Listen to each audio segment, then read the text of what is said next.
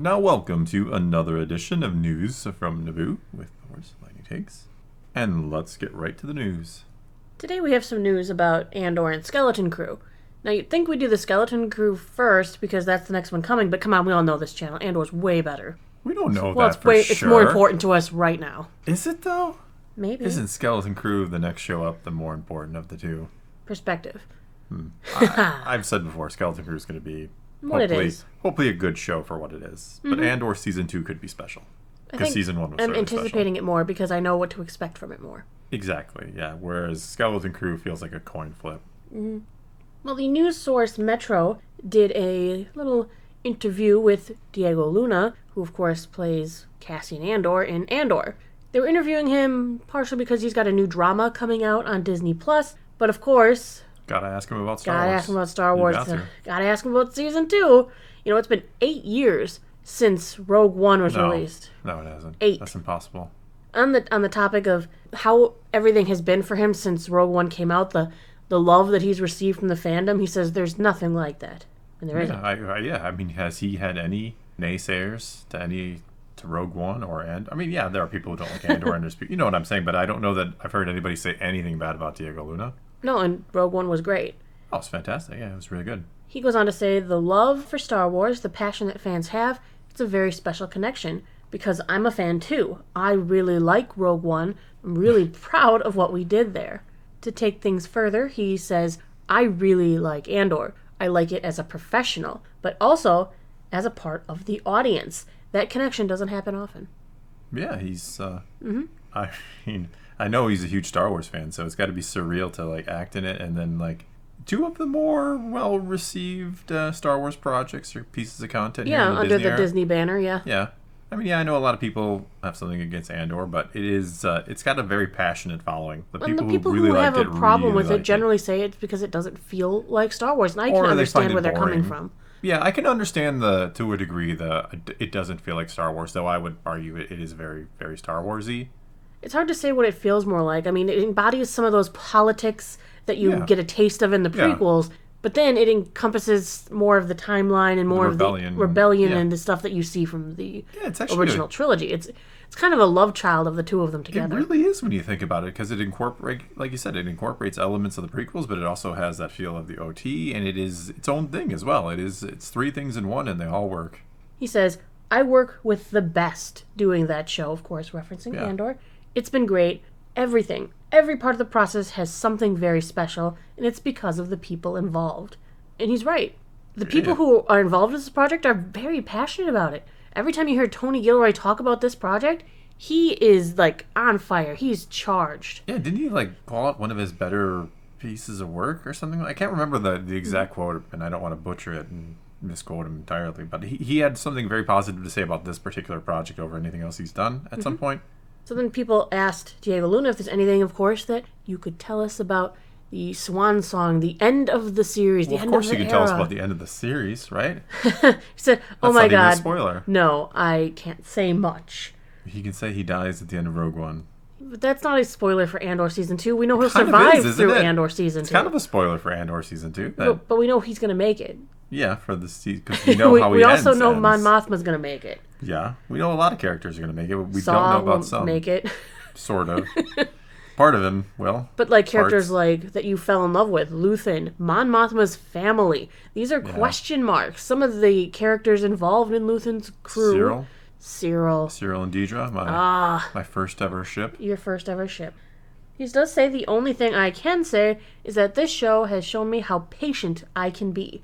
We've been working for a long time, and I can't talk too much about it, but I can tell you the wait is worth it. I believe him. He says the amount of work behind the second season, and I think the connection between the audience and the characters, it's gonna pay out. I mean, how can it? I mean, you saw Season 1. Like, it already feels like the setup for everything is there. It would be such a shame if Season 2 somehow is just not. And it's funny because Season 1 didn't really have expectations, and now Season 2 I feel like has very lofty expectations. But with the quality of Season 1, you feel like it's going to meet it. Like, it would be very unfortunate if Season 2 is like, oh, well, that didn't really pay off the way I thought it was, or wasn't as good as Season 1. I mean, I don't think that's going to be the case, but it's kind of funny how this is the exact opposite. How like season 2 is like the thing everybody. Well, again, I don't the mean people who literally, loved it, yes. But it's this thing that so many who really loved season 1 are anticipating, like highly anticipating. Might not be looking forward to anything else Star Wars, but like Andor season 2, I'm watching this, and now here we are, waiting for it. Waiting, yeah. Where Andor season 1 was like, oh yeah, isn't that starting next week? He also pointed out that in life there are some things that you wait too long for, but in the case of Andor, it's not going to feel like that. Wonderful. I don't know. It felt like that, like, after the day it ended. I'm like, how long we gotta wait for season 2? Right, but sometimes when you have to wait too long, you lose the interest, and you're like, this took too long, I've moved on. I'm glad this isn't. Good shows, like the anticipation just builds. Shows that are average or less, you're just like, oh yeah, isn't that coming back around someday again? And the final thing he said, the beauty of this second season is that you can go straight to watch Rogue One, and it's gonna have a different meaning. It's going to look different and feel different. That's kind of that's a tall task, because Rogue One feels very like what are you gonna do with this series that makes like Rogue One feel different? Honestly, Andor. Well, no, Cassian, you know what I mean. But no, I think you know that's what I'm saying. What it's going to make you feel different. Because one of the big complaints about it is that the characters kind of feel they don't feel fleshed out, I should say. Right. Jin got more fleshing out than the others, but Cassian is an extremely important character in the series. He is also a lead character for this. So it's almost like he needs this characterization. We also know we're going to get some more of Krennic, and we're presuming some Galen Erso. There's going to be characters brought in that will hear more of their story, which will enrich this. I mean, especially for people who did not read the Rogue One prequel book. Catalyst, yeah. Yes. Which we both read. Really enjoyed. What about Jin? How much Jin do we get? Because obviously, if you're going to lead into Rogue One, you would kind of need to, not necessarily need to, but explain more of how that all plays out, right? They can do all of that without even putting her on the screen. Oh, I agree, but Saw is a connection to say, oh, well, I had her at one time. Yeah. Because if the rebellion does task Cassian with hunting her down, maybe they find out that Saw was raising her. But it feels like Saw hasn't been approached about that, because he's kind of surprised to see Jin in Rogue One, right? Well, maybe he's just surprised they found him, surprised that after they found him, they brought her to them. Maybe, yes, There's I don't know. Pieces of the puzzle. Yeah. It'll be interesting to see how it all lines up, because there are things in Rogue One that are like, well, that heavily implies that this did not happen, or that this did happen, if you know what I'm saying. Well, it's going to be an interesting wait-and-see scenario, because I'm presuming with the care that they've given this series thus far, they're not going to wreck their own canon. They're not going to wreck any of the canon going into Rogue One. They want it to tie together. I'm not saying that I think they will, but I mean, there are some pretty... I mean, when you're obviously kind of going backwards like they are, there are hard and fast truths that you can't undo. Wow, we used a lot of time here on Andor today. So you're gonna just withhold Skeleton Crew? Yeah, it goes from like, I guess we'll withhold it until tomorrow. You really it's not that important anyway.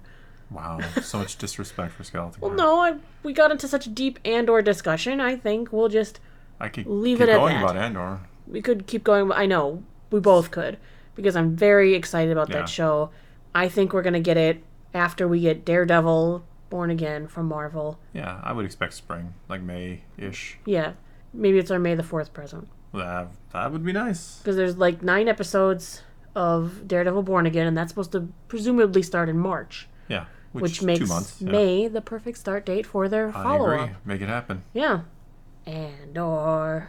All right. Well, on that's all we got for you this time. Now it is your turn. Take to the comments below. Tell us what you think about anything and everything we said about Andor, or about withholding that Skeleton Crew news. Sorry. Till tomorrow. And until next time, thanks for watching.